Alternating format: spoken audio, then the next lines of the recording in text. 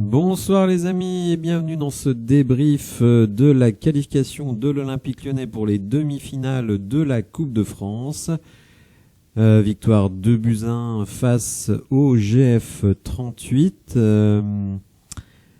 Match un petit peu étrange, faut bien le dire, où on a montré parfois quelques très bonnes séquences de jeu, notamment en première mi-temps. Et puis, encore une fébrilité avec certaines fautes qui auraient pu être largement sanctionnées.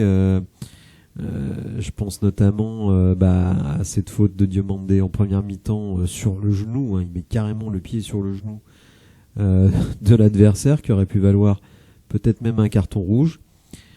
Et puis, des erreurs et encore des erreurs. On prend encore un but, malheureusement. À 2-0, on pensait être vraiment tranquille, on attendait de mettre le troisième.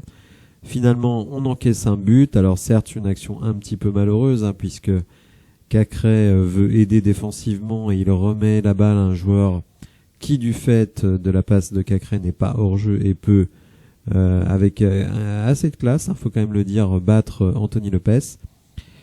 Et donc on finit vraiment en galère avec des interventions défensives d'Anthony Lopez qui nous sauve à plusieurs reprises, et puis des actions offensives très très mal jouées, vraiment soit des avant-dernières passes pourries, soit des dernières passes pourries, soit des tirs pourris, bref, une fin de match assez pourrie. On va regarder un petit peu l'attaque momentum, vous le voyez ici, en première mi-temps, clairement on domine, on est en vert, donc on domine clairement, on met 2 buts, mais quand même Grenoble a eu quelques petites opportunités, notamment en fin de première mi-temps, une grosse opportunité, mais une très bonne intervention d'Anthony Lopez.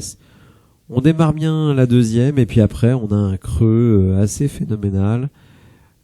Et en fin de match, malgré quelques bonnes opportunités, on n'arrive pas à mettre ce troisième but qui nous aurait mis définitivement à l'abri.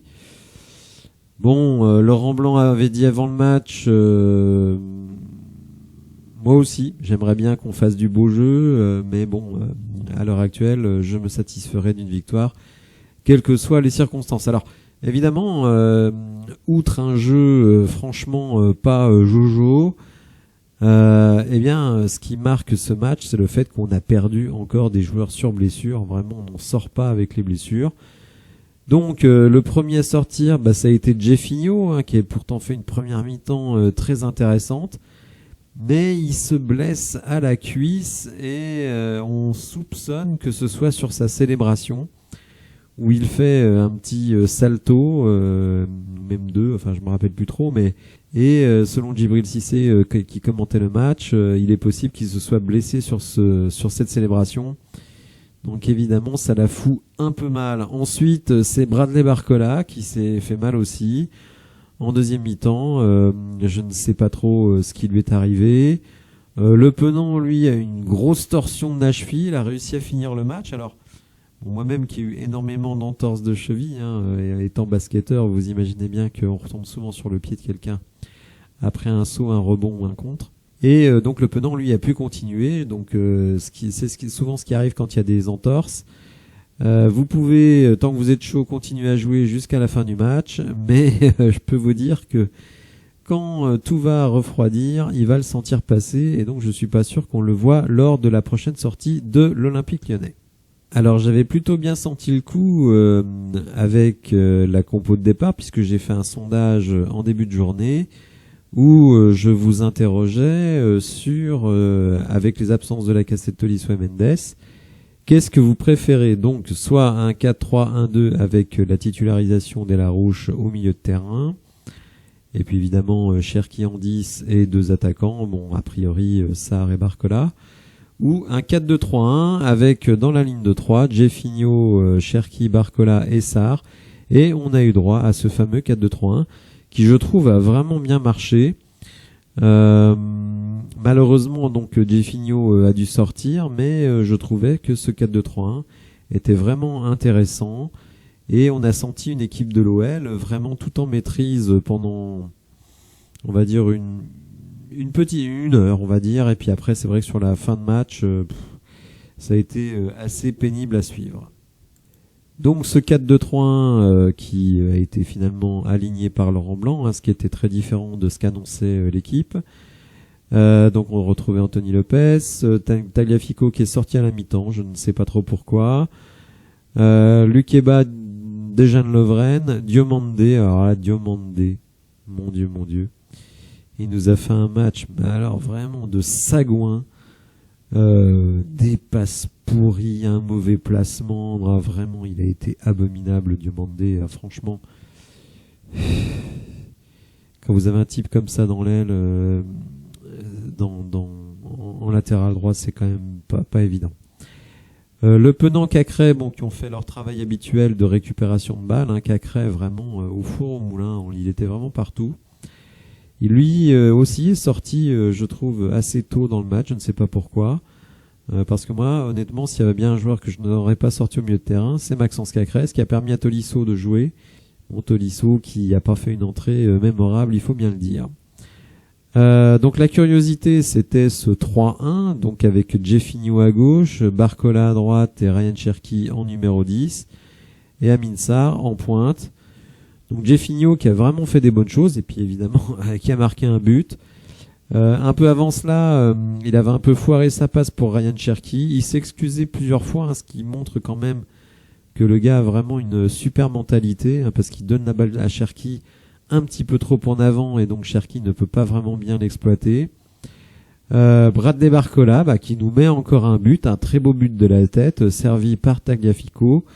D'ailleurs, sur le but de Jeffinho, c'est aussi Tagliafico qui sert le joueur en profondeur. En tout cas, voilà, Jeffinho a ouvert son compteur, Amin Sarr a ouvert son compteur dans le match précédent, donc c'est très bien pour leur confiance.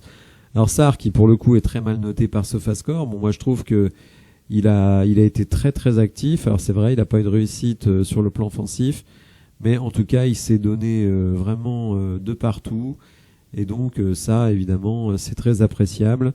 Malheureusement, Moussa Dembélé qui a remplacé Barcola, lui, il a été absolument catastrophique. Toutes ses tentatives étaient vraiment foirées, voire même grotesques. On avait l'impression qu'il avait des chaussures de sécurité à la place des baskets. Et donc il a été vraiment calamiteux, notre ami Moussa Dembélé. Bon, alors effectivement, malgré tous les absents quand même, on fait quand même sans Malo Gusto, on fait sans Lacazette, sans Tolisso titulaire. C'est pas facile.